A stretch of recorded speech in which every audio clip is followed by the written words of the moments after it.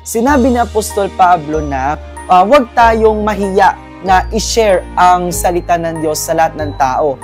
Kasi ito ay napakahalagang gawain at ito yung goal natin as a Christian people o as a Christian na ibahagi natin ang kadakilaan ng Panginoon. Sapagkat ang pagpapahayag ng salita ng Diyos o ng mabuting balita ay isang pagkakataon para magkaroon ng kaligtasan ang bawat tao. Yun naman talaga ang purpose kung bakit isinugo ang Panginoon para i-share o i-proclaim ang salita ng Diyos sa iba't ibang dako.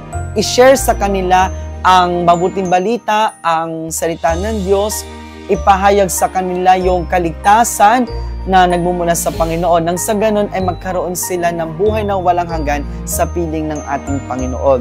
Kaya iyan yung reason kung bakit bumaba dito si Jesus Christ. Upang tayo ay magkaroon ng kaligtasan, matubos tayo mula sa kasalanan, at mahango tayo mula sa kapahamakan.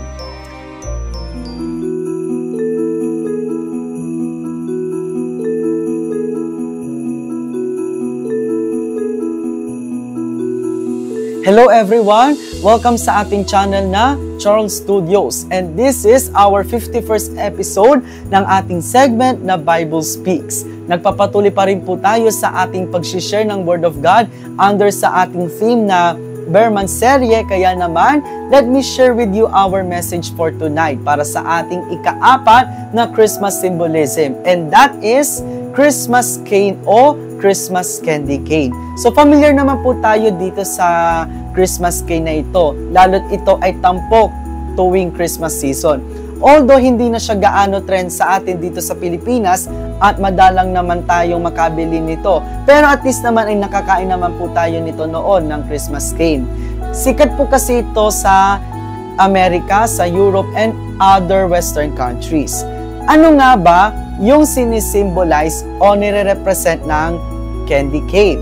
So, according to a Blessing to Nations IG account, ang nire-represent ng candy cane ay yung shepherd's staff, na kung saan ito yung nagsisilbing gabay ng mga tupa dahil sinasabi na ang kanilang mga mata ay malabo.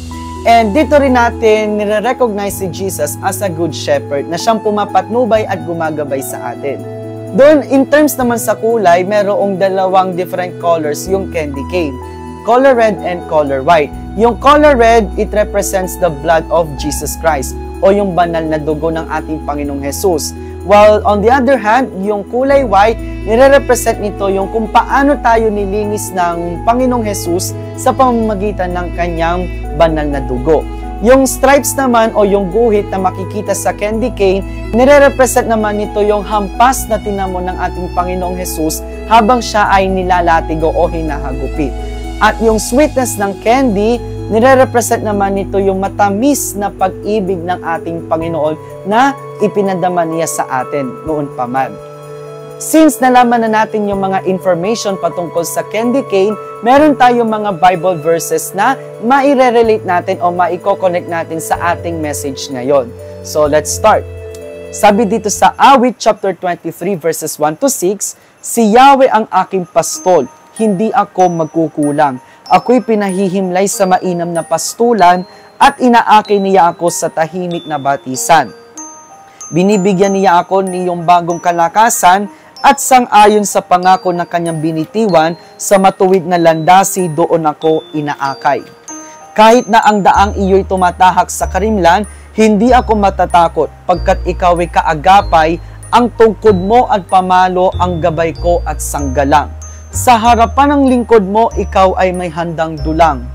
Ito'y iyong ginagawang nakikita ng kaaway, nalulugod ka sa akin, na ulo ko ay iyong pinaaapaw. Tunay na ang pag-ibig mo at ang iyong kabutihan sa saakit tataglayin habang ako'y nabubuhay. Doon ako sa templo mo lalagi at mananahan." Lagi nating i-declare na ang ating Panginoon ang ating pastol. And yung staff na hawak niya, ito yung maging gabay natin sa landas na ating tinatahak. Kasi kung hindi tayo nakatingin doon sa staff ng ating Panginoon, tiyak masisira yung ating buhay. Mapapahamak tayo. Kaya't lagi nating isipin na ang ating Panginoong Yahweh ang siyang nating patnubay at gabay upang hindi masira ang ating buhay. O diba tugma? Sunod naman ay yung Juan chapter 10 verse 11. Ako ang mabuting pastol. Iniaalay ng mabuting pastol ang kanyang buhay para sa mga tupa. So, we recognize Jesus as our good shepherd. And like Jesus, kailangan nating ialay ang ating buhay, syempre sa Panginoon and doon sa ating kapwa. Kailangan din nating gamitin yung ating buhay para sa kapakanan ng ating kapwa, para sa mga tao. Doon sa Christmas cane, makikita natin doon yung mga lines o yung mga stripes. And sinasabi dito sa Isaiah chapter 53 verse 5, dahil sa ating mga kasalanan, kaya siya nasugatan. Siya ay binugbog dahil sa ating kasamaan. Tayo ay gumaling dahil sa pahirap na tinamo niya at sa mga hampas na kanyang tinanggap. So, tunog Holy Week, no? Pero ito nga yung reason kung bakit bumaba si Jesus Christ upang ialay ang kanyang buhay para sa sangkatauhan. 2,000 years na ito nangyari, pero sariwa pa rin sa atin ang kasaysayan ng pagsasakripisyo ni Jesus Christ para sa atin.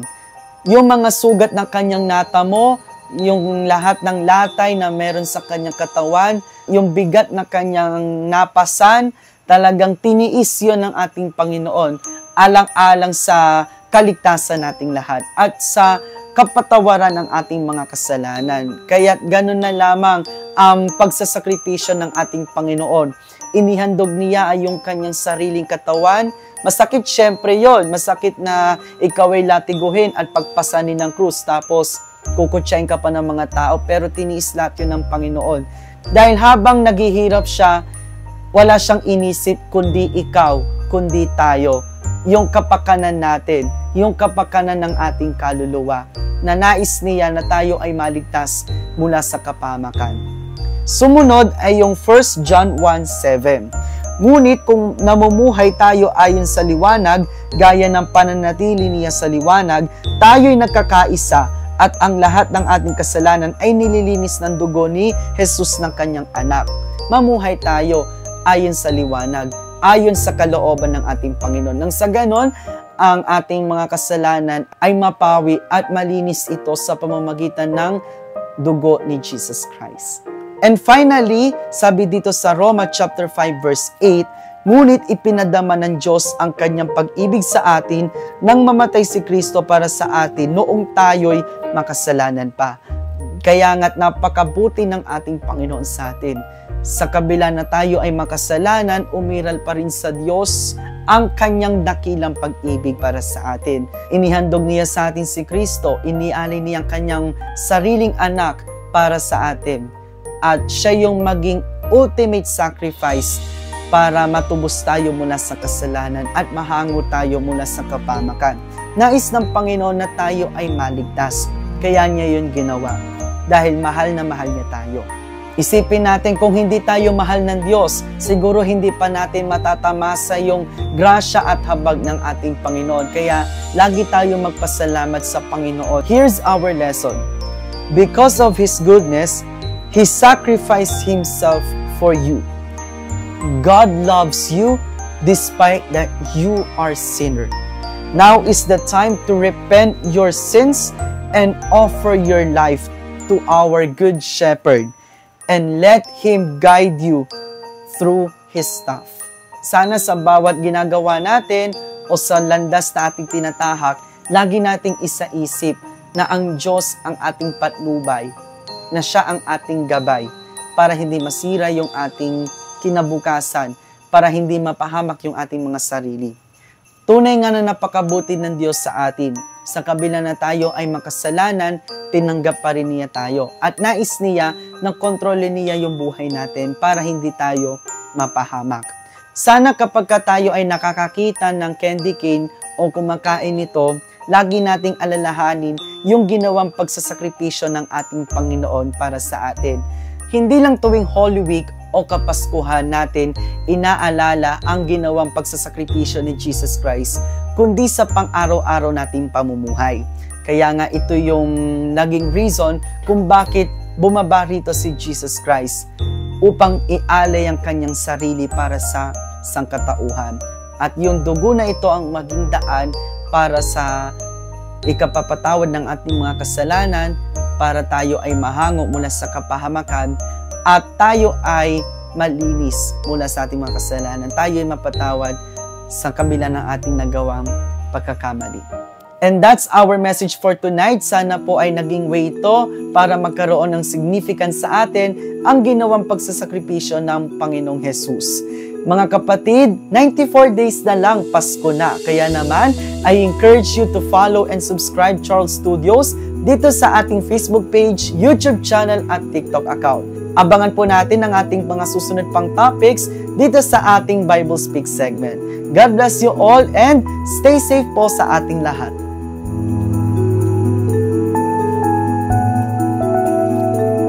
Kapag siya ay ginawa nating tanglaw, makikita natin yung tamang landas.